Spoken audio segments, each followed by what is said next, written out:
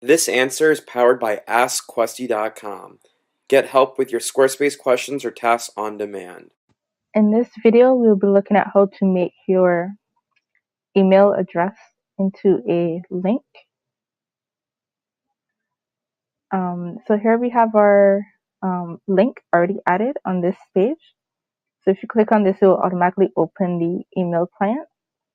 But however, here on our default site, the email address isn't a link. So we're going to fix that.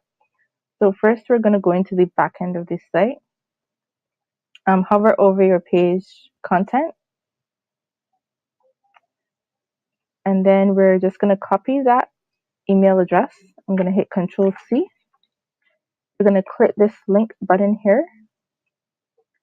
And then I'm going to type Control V to paste in that link. And right before the email address, we're going to put mail to : and of course following it is our email address, and hit add link. And we're also going to save those changes. And as you can see now, the email address is a link regardless of us being on the desktop or mobile device. It will remain a link. Was this helpful? Ask a Squarespace question now. AskQuesty.com.